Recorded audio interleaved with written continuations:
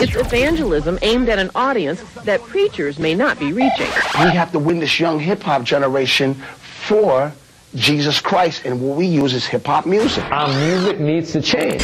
Somebody doesn't want to be a player. Somebody don't want to be a thug. Somebody wants to live right. Say yeah! Help us reach a lost generation before it's too late. Things are different.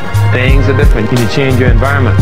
One of the things that I did personally in my life was I cut out some environments that I was involved in all my life. Hanging on the corner. Well, I couldn't hang on the corner anymore because the activities that were going on the corner, selling drugs, you know, a lot of illegal activities, you know, cursing, fighting.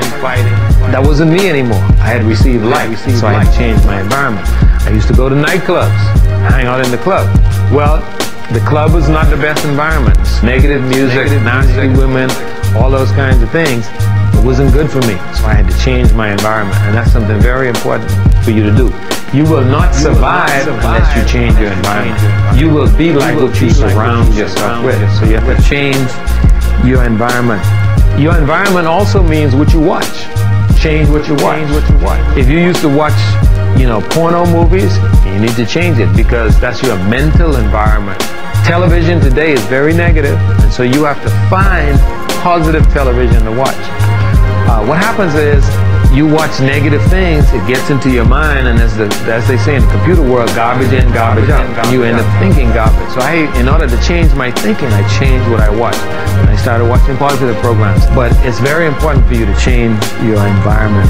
Reevaluate relationships. Now, what do I mean by reevaluate relationships? Okay, before you came to Christ, you were going with a young lady, or if you're a young lady, you're going with a young man, and he's not a Christian, and he has a different value system. Well, you have to reevaluate those relationships, and you have to determine, is this the best thing for me?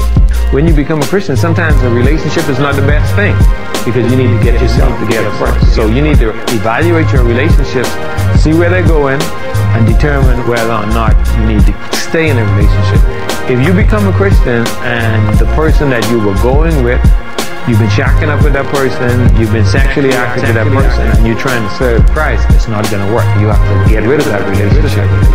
You have to put it on hold or permanently disconnect, because if you stay in that relationship, it's going to drive you away from Christ. So what you need to do is get away from that relationship, spend some time with God, spend some time developing yourself, and then allow the Lord to direct you into a more positive relationship. And sometimes you don't need to be in a hurry to get into a relationship, because relationships are very difficult and they can cause a lot of stress. So you have to be careful about your relationships. One of the biggest downfalls that I notice for a lot of Christians is they become a Christian and then they get into a relationship with another Christian, and then they mess up. Because what happens is, you know, you have two people who have recently got saved, and they start serving the Lord, but then they start serving each other. Well, you need to take your time. You don't need to get into a relationship too soon, and you don't need to get into relationships that are going to draw you away from Christ. If you want to know if a relationship is a good thing for you, you need to ask yourself the question, is this relationship drawing me closer to Christ or away from Christ? If it's drawing you away from God, then it's a bad relationship. Even if the person is a Christian, you need to change.